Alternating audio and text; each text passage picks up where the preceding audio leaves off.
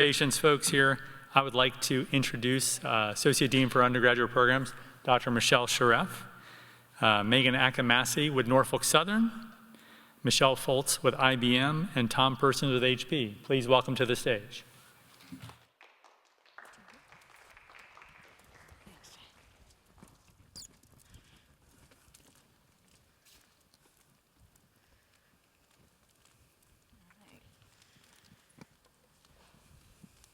See what you mean. I can't see anything. All right. Hello, everybody, and welcome. We're so glad to have you here for this last session of the Day for Data. And what a great event hosted by our Center for Business Analytics. And so today we're going to be talking about careers and some guidance here for our students, and also some discussion for those of you who are hiring and have some advice for our students. So we're going to really focus on understanding key skills and differentiators that employers in analytics-related fields are seeking.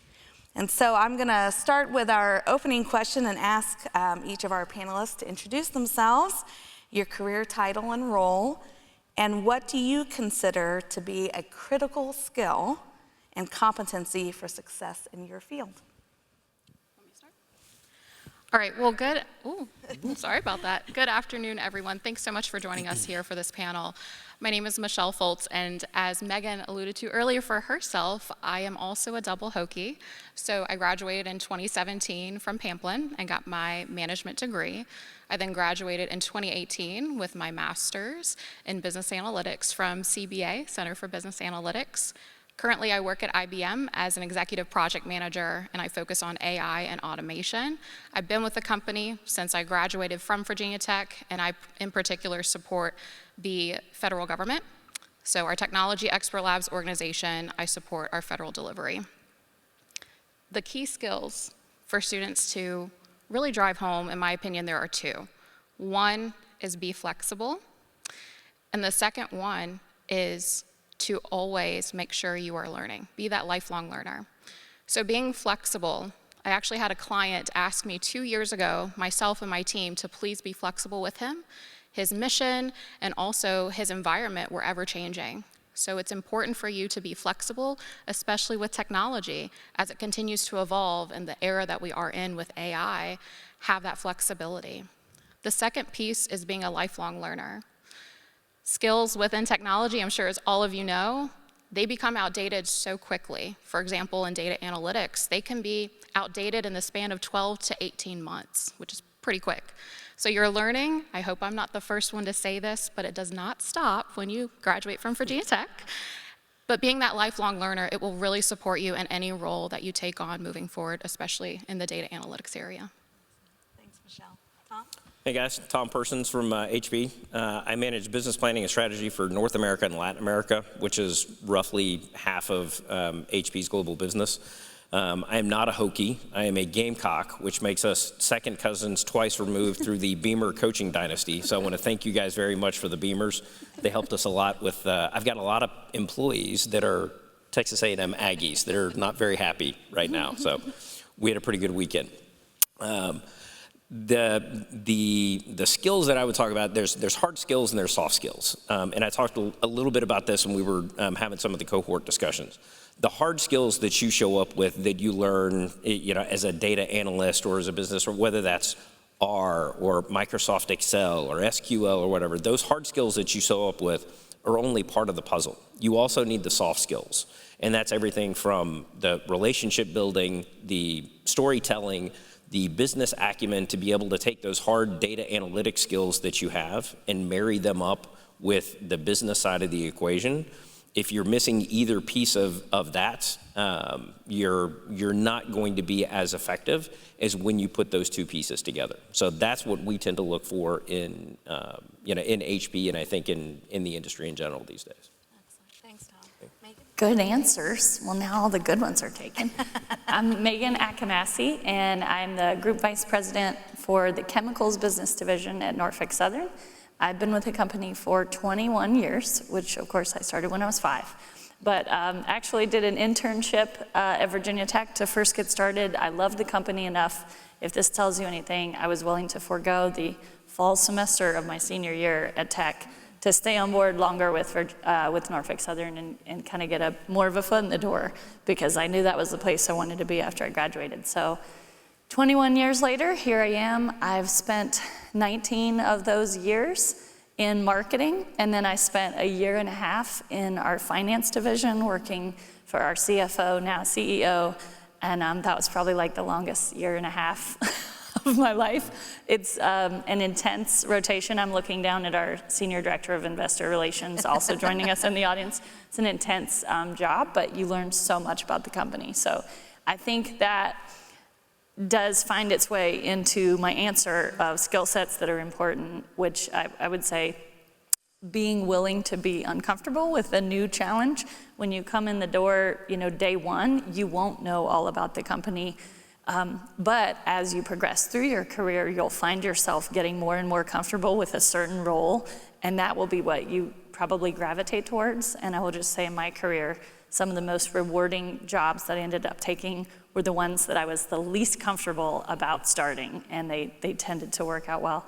So I would say that's a way you can demonstrate leadership among your peer group, is being comfortable with that. And then the second skill set I lean in on is communication, and that no matter what technical acumen you have, no matter what kind of expert you are in writing any kind of code, if you can't communicate the reason that you wrote this code or the purpose that it serves, you're going to find yourself having to do a lot of selling internally, externally, for why your ideas should be supported. So I would say your communication skills, both verbally and in written form. And my tip is, if you're going to write something to your boss or your peer, write it in such a way that they could immediately forward it on to their boss, and they don't need to do anything else to it to enhance what you said. And I think that'll serve you well as you start your career. Excellent. What great answers. How interesting that the answer was not, you need to be able to code in Python. Right. It's data analytics is so much more than just one particular software. It's a variety of skills, and to hear you all touch on flexibility, adaptability, those power skills, communication skills, I think that really speaks to the balance that you need to maintain as you're thinking about data analytics. That's great. Well, my second question, and so maybe we will get a little bit more software specific, but to your point earlier, Michelle, everything in data and analytics and technology is rapidly evolving. When we talk about emerging technologies, today it's AI, tomorrow it'll be quantum computing, just to let you know, the world will be entangled. And so how do you all stay ahead of that learning curve? How do you know what's coming up and make sure that you're prepared to either include it in your companies or for yourself to stay up to date with your own skill set? Okay, we'll go down the road again. Either or. So staying up to date on AI, for me, the best place has been LinkedIn. There are so many either content creators or top voices from different companies or just well-known folks. Adam Grant is one from Wharton. But going to LinkedIn and finding what is the industry that you're interested in or an area that sparks your interest. Go and find creators and top voices and learn from them. I'll give an example. For me, I sit in the government space, so public sector is an industry that I'm interested in, as well as AI. There is a gentleman by the name of Chris Kraft who publishes a weekly newsletter around AI, and he also shares about public, about private industries and sectors, and then international, what's going on within AI. So automatically with his newsletter each week, you get about maybe 20 to 30 different links to articles relevant then and there. That becomes really a one-stop shop for you to gain knowledge and learn more about AI, for me, in the public sector. It is about lifelong learning. It's also about experimentation. Especially in a big company, there's always new stuff that's being brought in. Whether it's Databricks or the latest technology, especially at a company the size of HP, the latest technology is always being brought in the door. How that technology gets used is a bit of an experimentation. And I'll tell you a quick story. We tried a number of years ago, predictive analytics, still a big topic today, just like AI is. We tried to apply predictive analytics to quota deployment, which is something that happens multiple times a year. If you could if you could change the way that you could do it, you could have a lot of improvements. We spent millions of dollars trying to make it work, and what we realized was quota deployment is one of those things where there's so much art and there's so much science involved that you can't just solve it with the science side and eliminate the art side. So there's that constant experimentation with the new technologies that's always coming in to try and find where you're gonna create value for your company. Right now, AI is the hot topic, right? And so we did a white paper not too long ago about how are we going to go use AI in sales. Will we use every single one of those, just like your 80 use cases? Some will make the cut, some won't, right? There's people talking about everything from AI is going to recommend to a sales rep live in real time while he's on the phone with the customer that they need to go sell him a workstation. There's other people that say, no, AI is going to listen to that phone call and do sentiment analysis and realize like, hey, Bob, you actually lost the customer 3.5 minutes in when you said this, right? So there's that kind of pathway. And then where I'm probably actually most interested, because I love torturing sales reps, is starting to pick apart what the sales reps talk about. Because then I can sit down and have a conversation that says, look, services is one of our key strategic priorities right now, and you had 10 calls with 10 different customers and you said services one time. And so it becomes a coaching tool and a development tool for people as well. So as all of this new stuff is always coming out, there's never sort of a cookie cutter thing where you can just say, oh, I'm gonna go use AI and it's gonna improve everything. You've gotta kind of experiment with it and be curious and find the places that you can truly add value. Well, those are great answers. So I'm gonna go a slightly different direction, echoing what you guys have said, but also bringing in the power of your network that you're going to build while you're at your company. And I'll just say, speaking from my own experience at a company that's got 20,000 employees, I can't be the subject matter expert on all that stuff. And like I said in my discussion today, I've never built a dashboard, but I know people that can make the best ones I've known, that I've ever seen. And some of them work for me. Some of them are on my team, and some are in other divisions. So I would say part of my lifelong learning is bringing powerful parts of my network into what I understand about the company. And so while I know I'm not going to be an expert in sentiment analysis, but I think that would be great, I want to make sure that I know what Tom is working on. And so I leveraged that, and I did that even just to prepare for Day for Data. I reached out to a number of people that were the experts in AI at Norfolk Southern, in IT, Databricks, data fabric, data architecture, and strategy, and then said, what do you guys have to bring to the table? So use your networks. It's less intimidating, I think, that way, because you don't have to be an expert in everything. Yeah, absolutely. Well, it's a perfect segue to our next question. So we heard here, research and read on your own, experiment, develop your own skills, and then network.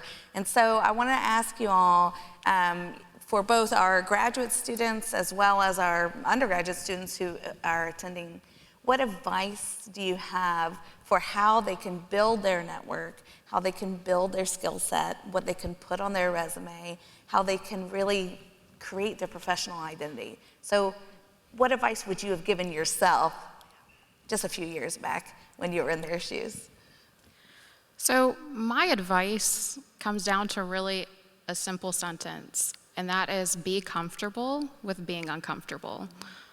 All of the pivots I've taken so far in my career have been from me being outside of my comfort zone. Those are the moments when you have the greatest growth, is when you're uncomfortable and you're taking on new challenges that maybe you never thought were possible.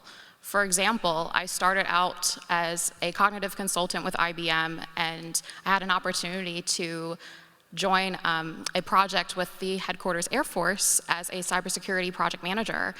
I've never done cybersecurity before at the time. I had never managed a project for a client that was actually a mandate by Congress at that point and being tracked by Congress. So as you can imagine, it was pretty overwhelming to come to that opportunity, but it has to be a mindset shift of, I'm going to look at this as an opportunity, not be terrified of it, and view it as, for example, a large mountain in front of you.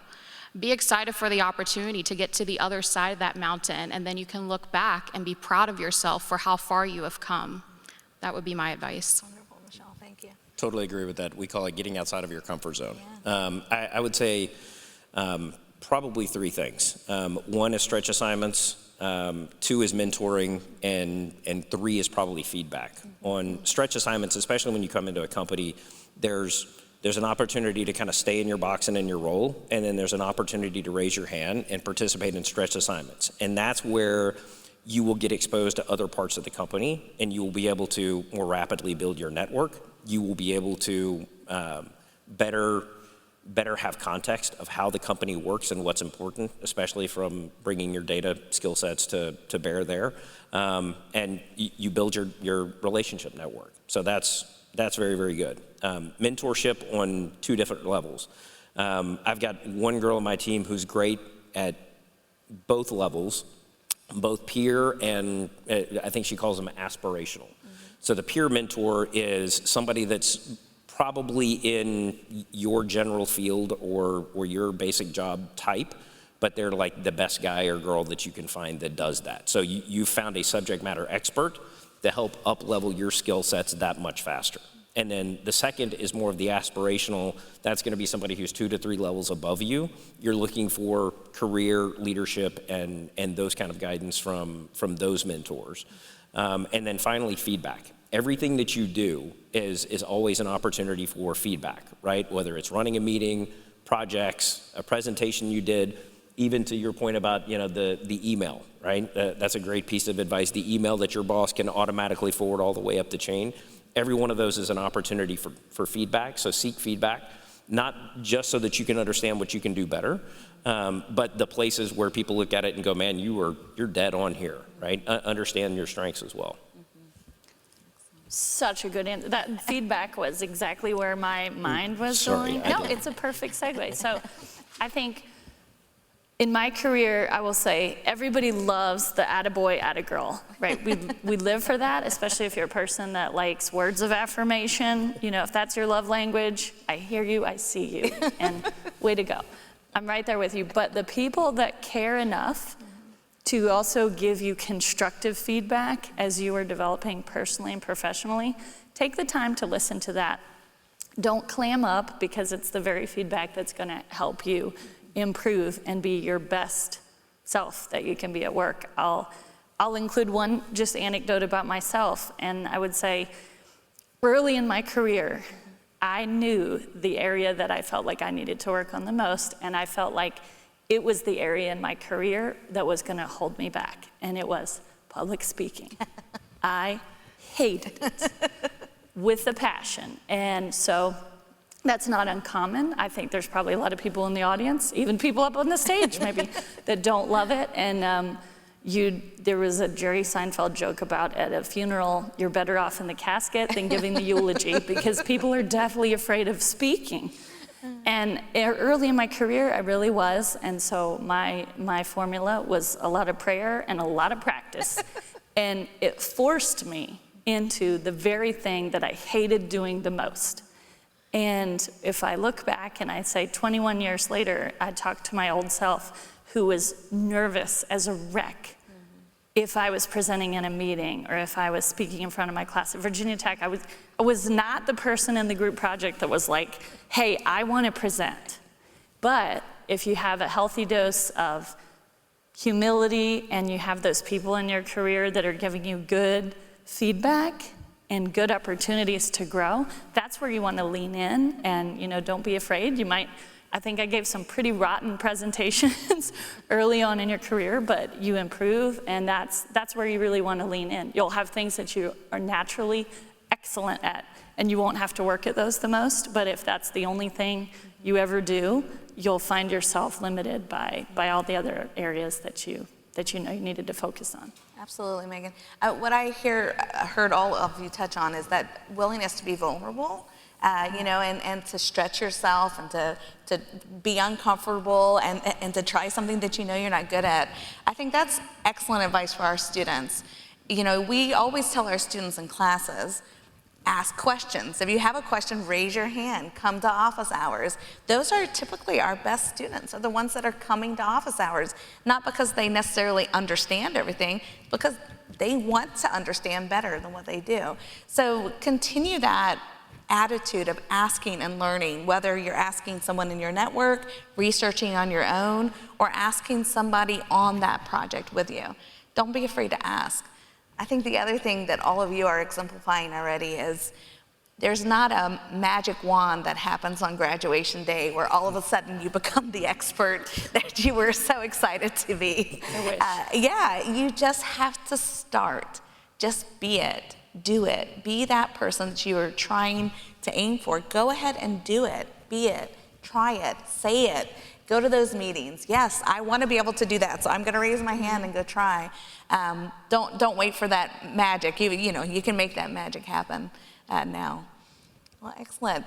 Well, I think we have time to open it up for questions. We all did great. Yeah, we did good. We're Look good. at us. We're very good. We get a prize Such for being good on planning, time. Michelle. Thank Thank you. you. Any questions out there in the audience? I can call you by name because I can see you now. Let's see, Sean, Jason, Emily, Jamie. Who has questions?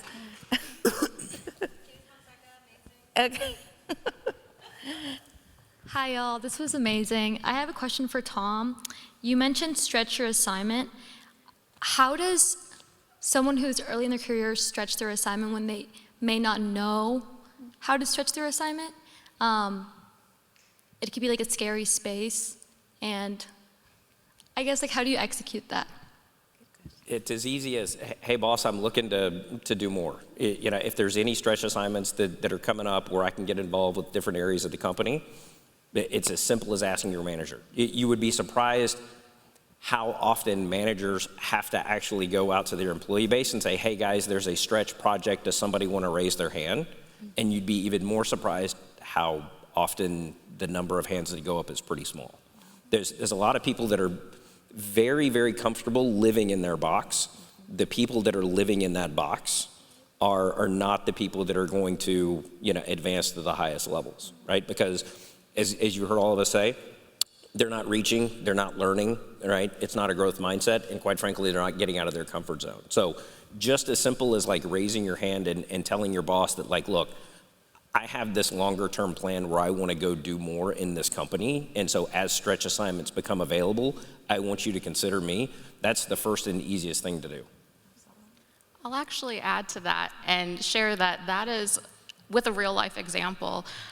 We did not plan this, by the way, but good setup. Thanks for setting us up for that question. I actually asked my boss about 2.5 years ago, and I said to my manager, I'm really looking for a meteor project, if you will. I was balancing anywhere from 5 to 11 projects that I was managing at one time, and I said, I really want to go deep and understand one of my client missions, be able to support them and understand their needs. So I asked her for a meteor project, and she gave me one, and that's one that I still have today, and it now has visibility up through my vice presidents and my general managers, and they want to understand how do we grow our value for that client. So it does happen, and it does work. Wonderful. Example. And oh, by the way, at the end of the year, when managers are doing evaluations and deciding who's going to get the bigger raise and who's going to get the bigger bonus, the person that stayed in their box versus the people that did the box plus the 3 other things, who do you think scores better? And I can speak on Jamie's behalf. You're already that kind of student. I want to encourage you guys, because you are. I know you all. You're the ones who try and do that extra credit. If I ask you to do 2 things, you do 3. That's the kind of students we have in Pamplin, and that's the kind of students in the MSBA BA program. Go above and beyond. There's not an assignment when you get to your job. There's not a homework and a rubric. Think beyond. Take that initiative. Thank you, Jamie. Other questions? Let's see. Sean's leaning forward. And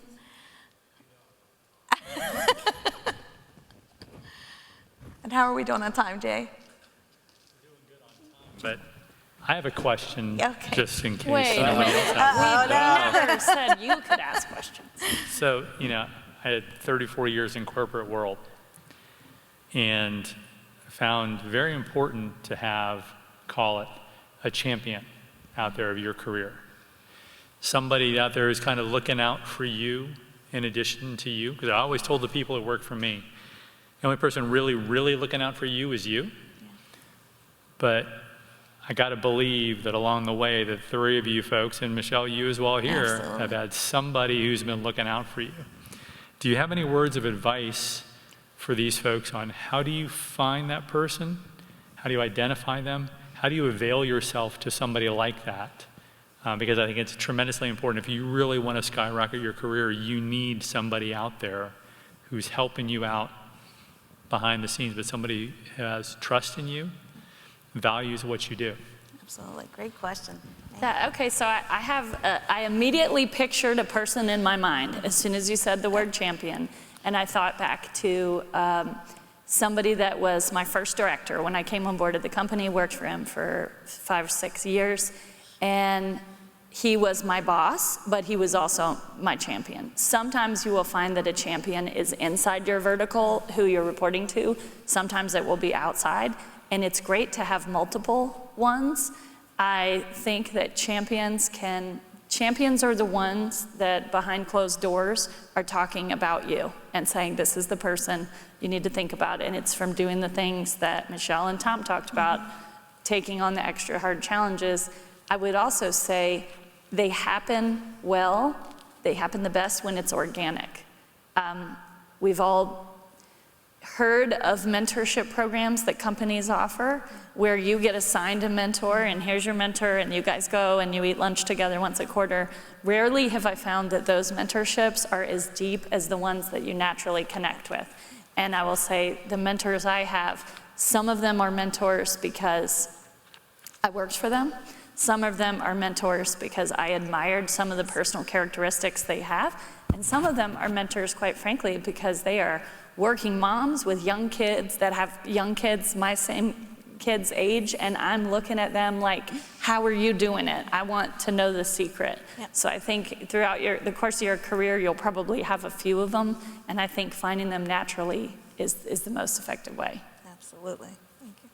100% agree. I could name off a list of like 5, and they're everything from mentors to like personal torture devices. There was one guy that ran sales for a very, very long time, and he was one of the toughest people that I have ever had to deal with. But it was all him, you know, they say iron sharpens iron, right? It was all him pulling out of me capabilities that I probably didn't even think I had or would aspire to, but he saw something in me, and it was exactly as you said, right? It was never a, we're gonna match you up as a mentor, mentee kind of thing. It was just, he saw something in me, took an interest in me, and you know, helped propel my career. But there were some pretty tough conversations along the way, but it's great. And when you can find those champions, exactly as Meghan said, those are the people in the back rooms for the bigger jobs that you aspire to, that they don't really go out on the job searcher and people don't really apply. Those are the jobs that people kind of get tapped on the shoulder and they say, hey, you're gonna go be the VP of this now, or hey, you're gonna go be the senior director of that now. That's how some of that stuff happens versus like 37 people applying. It's the back room, who's the best person that we have for this?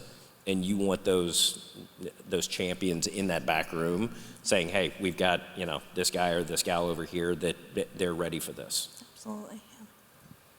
I'll also say I 100% agree with what Meghan and Tom have said, but I will also add, I think it's important to find your personal advisory board. Those can be folks that are in your company or external to your company that are giving you valuable insight as a mentor, as a sponsor behind closed doors that's maybe at an executive level and can speak on your behalf and advocate for you. But find folks that you naturally click with. Don't force it. It'll probably go nowhere, nowhere great, but personally for me, my boss has been an extremely great advocate for me. I think she's seen the value I've brought to her business, but behind closed doors, right, she's advocating for opportunities for me. I also have somebody who's a distinguished engineer, somebody on the technical side. That's not the world I necessarily live in, but he provides valuable insights from a technical lens, and he's an executive in the company. So being able to blend all of those perspectives in a personal advisory board type of scenario is extremely valuable. Yeah, absolutely. And I love that you use the word champion, Jay. I think we have mentors and guides and friends, but the champion who can speak on your behalf and give you opportunities, those are key. I have a champion in the audience today, which is Cliff Raxell. He's one of my champions. But to have somebody speak on your behalf, you have to do things.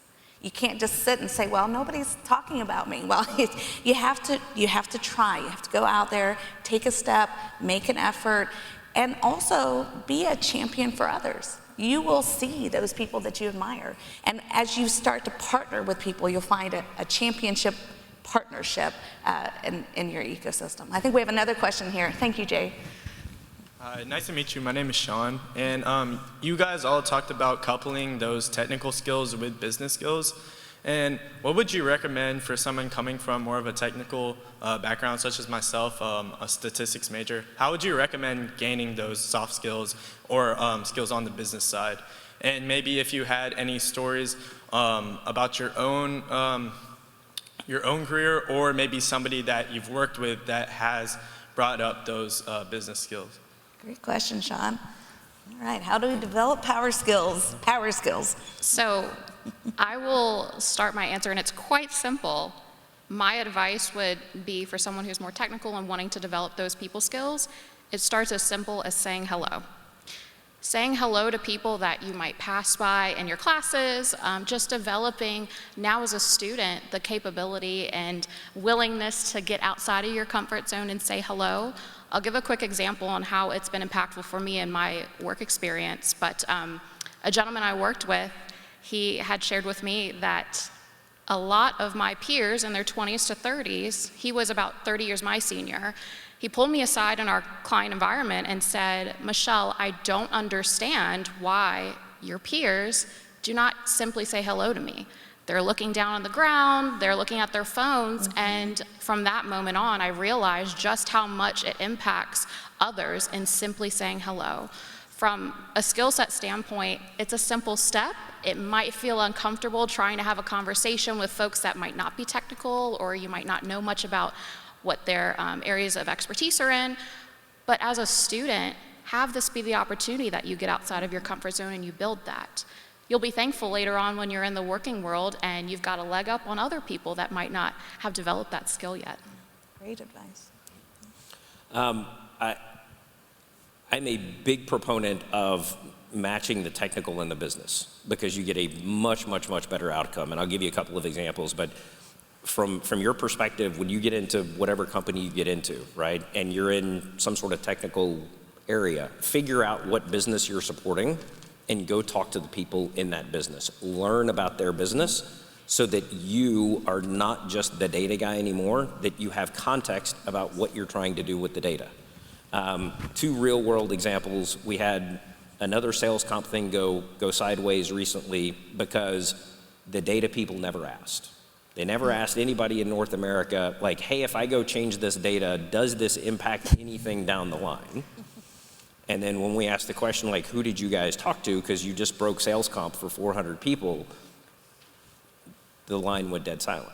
They never had the curiosity to go and ask and figure out, like, okay, what's going to happen when I punch this button? I should probably know about that. Second example, and I'll use your dashboard example, right? We have an organization inside of our BI team that creates an awful lot of dashboards. There are parts of them that are very effective, and then there's other parts of that organization that, quite frankly, are about as ineffective as you could possibly imagine. And it's the guys that understand the business, they show up with the right kind of dashboards that are aligned to the KPIs that we need to go look at, versus other parts of the organization that show up and go, hey, we created this dashboard, here's this data, everything's green. And I go, okay, if everything's green, how is this broken? And then you go peel the onion a couple of layers and you figure out, like, well, their KPI was, did we get all the data in? It wasn't, did we get all the data in accurately? So they had the wrong KPI because they weren't tied enough at the hip with the business. So in any kind of technical role that you're working with a business, make sure that you learn as much as you possibly can about that business, and it will be a massive force multiplier for you as the data guy. I think sometimes doing that is as practical as inviting people to meetings that are outside of your team. Yep. I had a gent that had a lot of technical skills that came to work for me, and I am someone without a lot of technical skills. And it was like peas and carrots, from Forrest Gump. We worked so well together because we were a counterpart to one another. We could support one another. And one of the first things he suggested is, hey, when we meet with IT every quarter, could you give them a business review? Because I came from IT, and IT's yearning to hear about our business, but they don't, because instead just the stakeholders come and say, hey, IT, I need you to build this for me. So we started doing that and inviting IT to our meetings, and IT would sometimes invite us to theirs, and it was a great thing. Yeah, absolutely. That's a great question. Thank you so much. And just remember, at the end of the day, we're all humans working with other humans, so we have to interact with each other as we're solving these hard problems. And we should have said MSBA BA program, okay? Yes. I was statistics undergrad, so. All set? Yes, sorry, yes. Questions? Yeah, I'm Eddie, MSBA student. I actually had you and Seref number 2. Yes. I'm number 1. Now with Tom on AP project. Great, good. You mentioned no crazy hard questions, so I'll keep it pretty. Okay, thanks, Eddie. Don't make me branch you guys out, right? We'll go back to the Argentina discussion. Keep it pretty open-ended, but I was just wondering in terms of navigating an interview, like what are some tips you have there? And sometimes I can find myself like getting lost in the interview, like not having a super great answer prepared for a question they may ask that I might stumble on. So I was wondering if you guys had any tips on that. Question. Navigating an interview and like winning the interview. Great. Absolutely know the company and find out as much about the role as you can before the interview. I've done a lot of these. It shows the people that have done their homework versus the people that have not done their homework. In our interviews, and I've been told by a couple of people that they're maybe one level above torture because of what we kind of try and do. We're testing for a lot of different stuff, but be prepared for anything, right? Because some questions are going to be, kind of fact-based questions. Other questions are going to be just trying to suss out how you think, right? Like, there's not a right or wrong answer. I'm testing, like, how do you approach a problem and those kind of things. And then there will be questions where you're not going to have an answer immediately prepared. And it's very okay to say, you know what, let me take a second and let me just think about this one so that I give you a great answer. It's okay to kind of take that pause and set it up that way to answer it the right way versus, kind of make something up that doesn't make sense. That does more harm than good. Almost every interview I've ever been in, they give the candidate an opportunity to ask a question at the end, like almost 100% of the time. So at a minimum, if you get some really difficult ones thrown at you at the end, have a great question where you're not just saying, tell me about your career. Everybody asks that.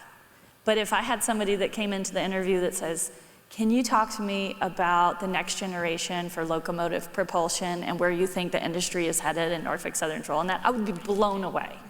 And so whatever bumbling you might have done on difficult questions, I think you can kind of make up for it in the end by having really powerhouse questions that you're asking the people. And that means you have to do your research, like Tom said, like go to their website. Don't just do a cursory review of their vision statement, but understand, macro, what's going on at their company, their industry. Maybe at least you can make it up in the end. I think that comfort within the interview will come from not only being prepared and doing your research, but also know that you're there in that interview for a reason. You've qualified for the role. Be confident in your abilities. And as you do your research, don't just look for data points, okay, I'll memorize this, but truly try to understand, if I'm at this company, let your passion shine through in your personality, and that can also be a bonus for you as well.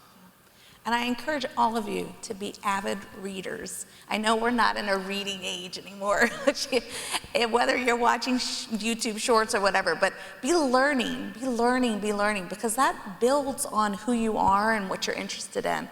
Remember, put on that hat. When you're in that interview, you're already working there. What are you interested in now? What are the questions you're going to ask now? What's the client you want to work for? What's the project you want to take on? You should know that company as if you have started and it's day one. Two more little tidbits. If at the end of the interview it is what you want, ask for the job, right? It's surprising how few people at the end are like, you know what, after this, like, this is it. This is what I want to do. Like, I want the job, right? Put yourself ahead of the other people in the list of however many.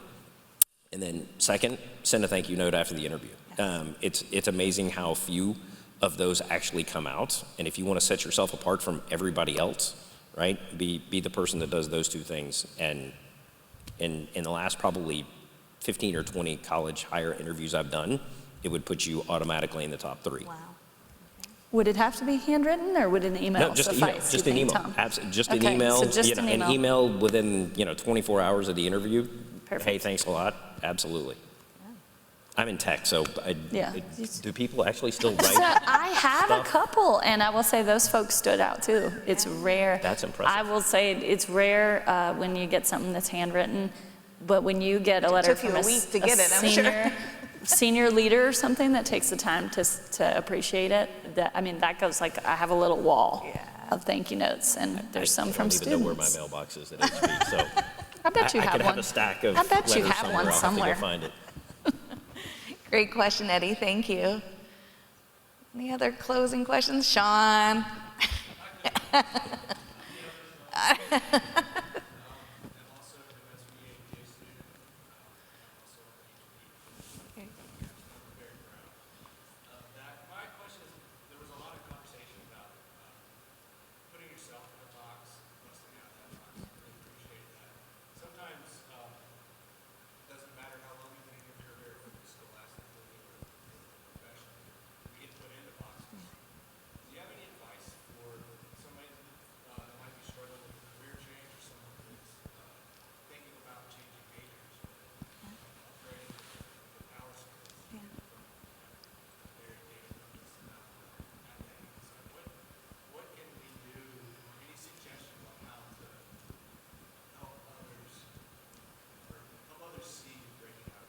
Excellent. So examples or suggestions for breaking out of the box? Go. Okay. At the end of the day, knowledge is power. If you do research, we've talked about research here, but take the next step and learn. I think Dr. Seref, Dean Seref here has talked about that a good bit as well, but really that will provide you comfort and hopefully some excitement as well to take that next step and get out of the box, right? I believe still as Virginia Tech students, you have free LinkedIn Learning. Yep. Yes? Okay, great. I was hoping she would say yes. But you have the opportunity and access to LinkedIn Learning from top leaders in their industry. So going and taking the opportunity to just do your research and build that confidence internally about the next step, I think would be very helpful. Couple of comments. The box, for folks in this room, it's probably not applicable, but the box is not always bad. We call them steady eddies, right? There are people that are never ever going to be the next CFO or CIO or CEO or whatever, that they are very comfortable when you sit down and have a professional discussion with them. They're like, look, man, I love my job. I love the level that I'm at. This is what I want to go do. Those people are hugely important because there's tons of intellectual capital that is built up in them. And so when you have those steady eddies, those are fine.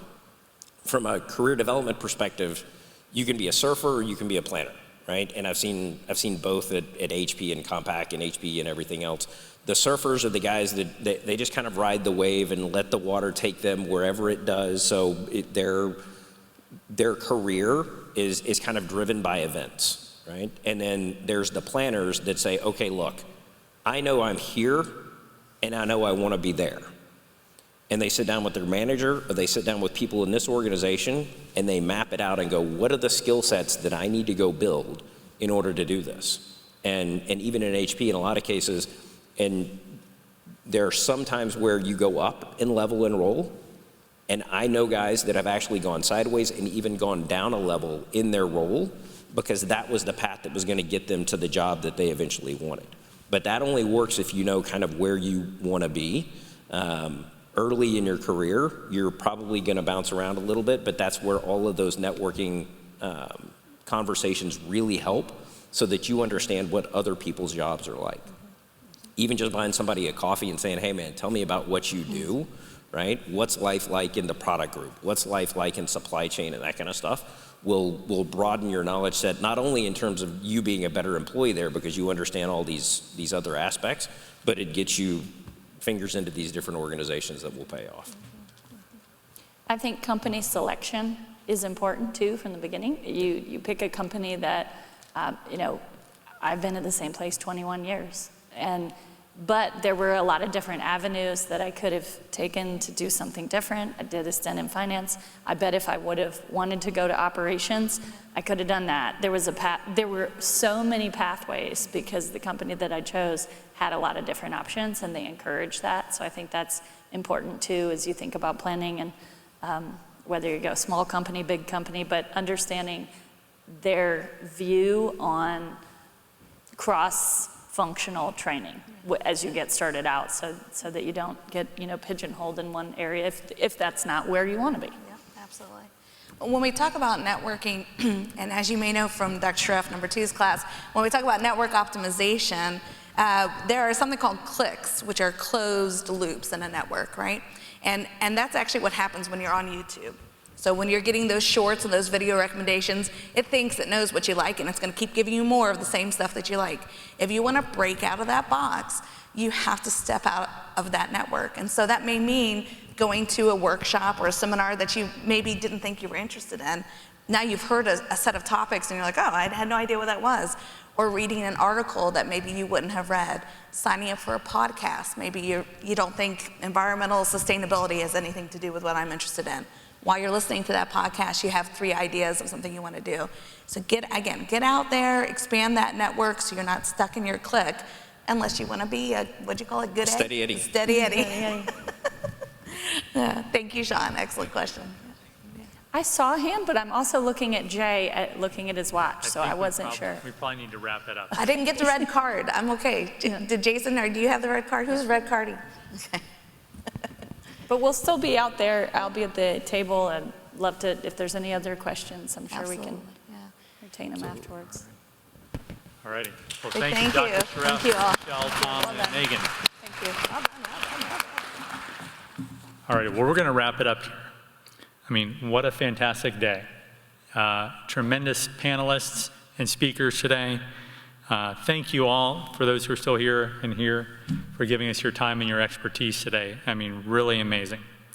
I need also to thank our sponsors again, our diamond sponsors, Norfolk Southern, Valley Star Credit Union, Employer Business Solutions. Gold sponsors, Guidehouse, MicroStrategy. Silver, No Digital, and bronze, Amazon Web Services.